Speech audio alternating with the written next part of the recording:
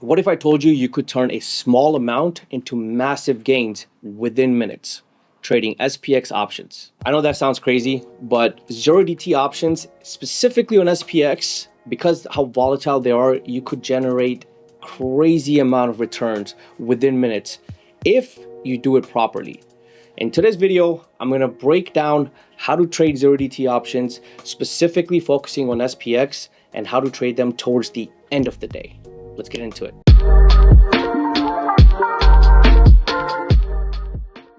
Now, Zero DTE options offer high risk, but also come with high reward. The problem with Zero DTE options is that a lot of traders don't fully understand how to trade them. This leads back to them not understanding how options actually move, how theta is involved, how implied volatility comes into play as we get closer to expiration. And because they lack that basic understanding, they're not able to make the best decisions. So today, my goal is going to be to break everything down for you guys. And at the end of this video, we're going to try to put everything together by going over one of the trades that I took. And I'm going to break down the approach I had to go after that trade. So first of all, what are Zero DTE options? Zero DTE options are 0 days till expiration, which means that the option contracts that you guys are trading, they expire that same day. Now that means rapid movements, high volatility, and you can also lose your full position within minutes. The Greeks are heavily involved when these Zero DTE options are moving, such as your IV crush is happening, your theta is on its highest, which means that the premiums are constantly losing value if the trade is not going in your favor. So ultimately what that means is you want to try and join a momentum, meaning you want to look for momentum-based setups, which are going to give you that high volatility and generate quick profits. Now, one disclaimer I want to put out there is if you're a complete beginner in terms of trading options, first look at how the Greeks impact options, how Zero DTE options move before you jump into trying to take this, because this is very, very, very risky. And a lot of people tend to stay away from trying to trade Zero DTE options.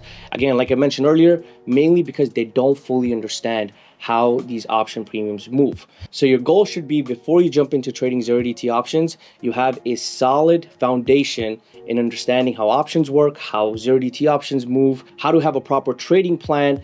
If you don't have that, you're going to end up being on the losing end of these trades more than the winning side. The first thing you want to focus on is your strike selection. This is something I see a lot of traders making a big mistake on. They look at those 4 out of the money contracts, they seem cheaper. They're like, you know what, I'm going to risk 50 cents rather than $1.50 so I can buy more contracts. That's a very wrong approach to have, because like I mentioned, you have your theta being involved and IV crushes happening. So the moment the trade starts to go against you, those 4 out of the money contracts are going to start losing value. But the closer at the money contracts are actually going to retain value or hold value much better. So your goal should be to go after at the money contracts. Now, what most people do is they try to go within the money contracts because that's already considered to be the safe zone. You're collecting intrinsic value. I don't think that's worth it, because one, you're going to be paying for more costly premiums, and it's already in the safe zone, which means if the trade goes against you, you're going to end up losing more and very quickly. Now, at the money contracts, these are going to be your best bet, because our goal is going to be to take that at the money contracts, and as the stock moves in our favor, the strike becomes in the money. And this is where intrinsic value kicks in, and those premiums are now considered to be in the safe zone. Now, that doesn't mean you hold your position until kingdom comes. Now, that means that that trade is now more in your favor than against you. Now, let's talk about risk and reward. Risk management in terms of trading these end of the day Zero DTE options is going to be key in finding success, right? You also have to understand that going into these trades, you are going to be on the losing end if you miss something or if you are not fully prepared. Generally, 20 to 30% loss can happen, especially if the reversal is very, very aggressive. So our goal is going to be to manage our risk before we jump into the trade. Now, how do we manage our risk? One, only risk what you're okay with losing, right? Don't size up on those Zero DTE trades. There are going to be times where you'll see 10x the return, 5x the return, and then your mind is going to tell you, you know what, let's size up this time. And that's where, if the trade goes against you, you're gonna end up losing more than your previous wins. So typically my rule is when I'm taking trades after 2 p.m., specifically Zero DTE and SPX, I only take the trade if I'm profitable on the day. If I'm not profitable and I don't have any profits to risk, I don't take the trades and I pretty much wait for the next day. When you're risking some of your profits, that means, let's say in the morning you've made $5,000 in profits.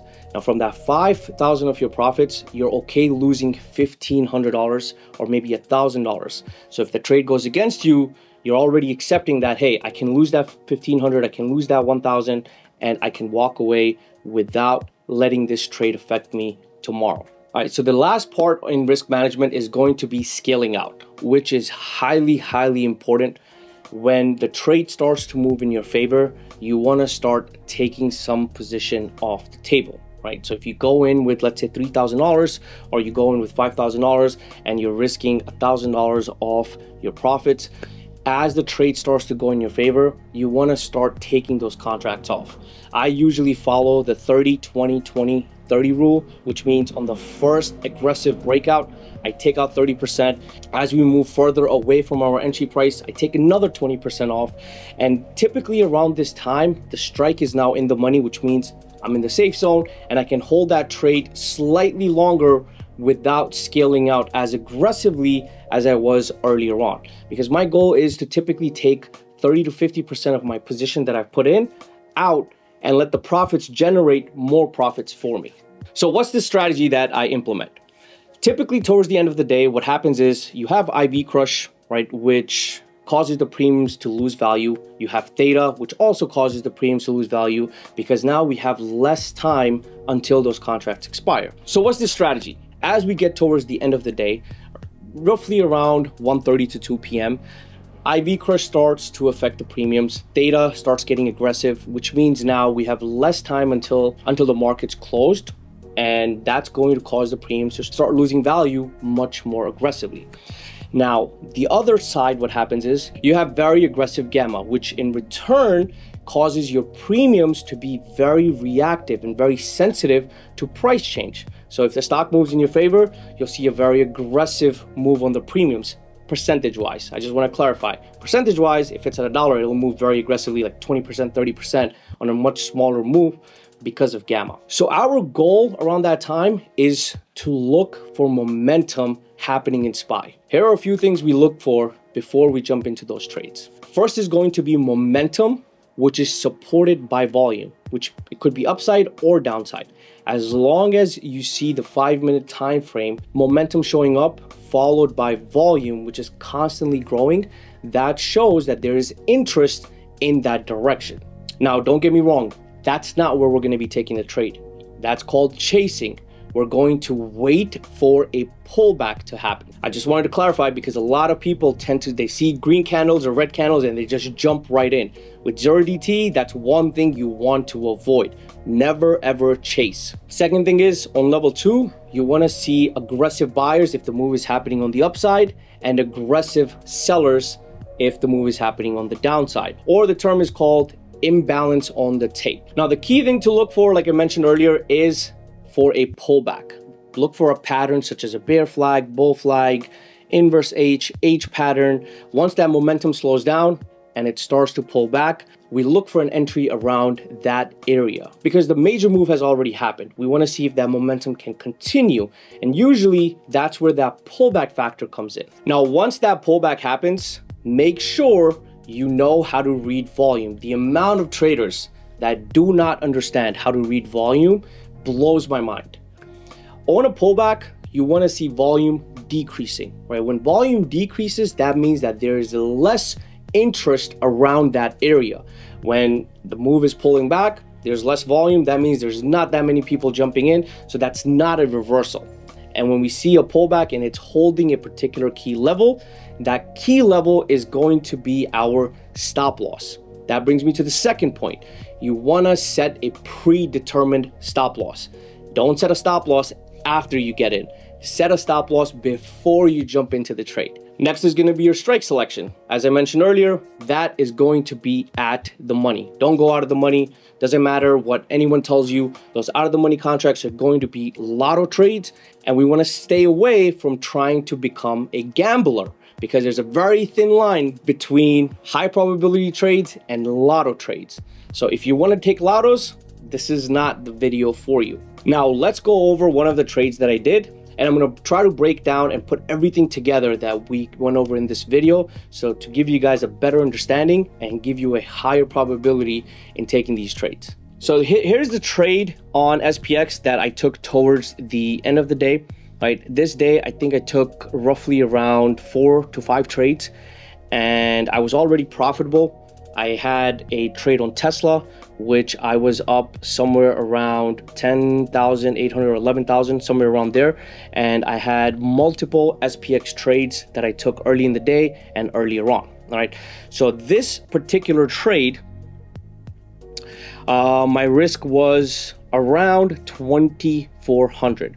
Now, mind you, not counting this profit from SPX alone, I was up roughly $30,000 on the day. So from 30,000, I'm going in with 12,400 of my position size, and my risk is 2,400, which means if I'm wrong, right, I'm willing to lose 2,400. So the net return on this trade was around 93%, so roughly around 100%, and we locked in total of 11,700 profits. All right, now the goal of this video again is not to show off how much money is being made. Your focus as a trader should be on the percentage, which is 93% return. And the second thing is going to be timing, where we got in and where we got out. So this was a 20-minute trade that netted 93% return. Let's break down everything we went over so far. We have the profits right from early on, so we have a cushion. We're risking only a certain amount. We have this momentum, which was also a trade that I took. I locked in profits, closed the trade, and now I'm looking to join the momentum if it happens again.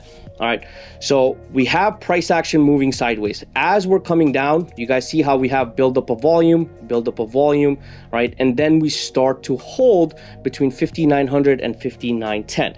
Now, between this hold, that interest starts to drop, all right? And as that interest starts to drop, that gives us an entry point. But remember what I said before you go for an entry point, make sure the first question every trader should ask themselves before they enter any trade is, what is my stop loss?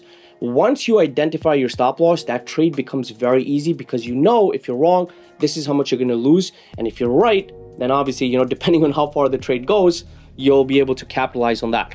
So our stop at this particular point is going to be the high of this wick, which is roughly around 59.13. That was my rough stop for this particular trade. The moment we pulled back here, this is where I joined the trade. And as we broke down on this setup here at 5,900, you guys see how once this candle closes, that volume is slowing down. Its volume starts to pick up here once we close. That gives us the confirmation that previously buyers were in control here, and they pushed the stock up above 5,900. They constantly pushed us above that. So it was very, very tough for the sellers to push it back down. Now here, where momentum starts to come back in, you see aggressiveness from sellers, and we start to see the push on the downside. All right, so let's go over the executions. So I'm going to change it to the 1 minute chart so you guys can see as we break, right? This is the entry, right? On this pullback right here, we enter around $6.20. We push down and we start to scale out. Next candle pushes down even more, and then we scale out. So the first scale out, we're out 1,100 out of our 12,000 position, right? The second push down, we're out 2,600 of our total position. So we're roughly already out 30% of our full position size, all right? As we get another push down at this point, remember what I said about strike being in the money? This is 58.90s, right? Right here, we're starting to break below those 58.90s. So we're holding these runners to see how much longer they can continue in our direction, because it is right at the edge and now we're in the money. So at the moment this makes a new low right around, so at 320, this is where we take out 5 of those contracts priced at $14.20. All right. And I started to see that there was a lot of buyers starting to pop up. I think a few seconds later, I placed my order for an exit for the remaining position as well, and I closed the full trades. Now, again, the point of this trade breakdown is not to show you guys how much money was generated. The goal is to show you how to properly execute on these, right? What a lot of people do is they try to trade these end of the day 0 DTE options the same way as they would trade in the morning, and then they end up getting caught because when these premiums, or when the stock starts pulling back, these premiums take such a massive hit, especially if you're not in the money, that if you're up 100% here on this pullback, you're probably not going to be anywhere close to what your contracts were around that time. So to summarize this video, trading 0 DTE has a lot to do with a mix of strategy and your approach into the market. All right, it is not just a strategy that's going to work every single time. If you don't have a cushion of profits to risk going into 0 DTE options, the chances are you're not going to end up trusting the process, and you're going to either size up, you're going to take riskier entries, trying to make your losses back, and that is not the goal of trading 0 DTE. The whole goal of 0 DTE options trading at the end of the day is to add pretty much the icing on the cake. If you're already profitable, right, you generate a little bit more profits on top of those returns for the day. Now, if this video was helpful, guys, comment below what other topics I should cover, and I'll see you guys next week on a new video.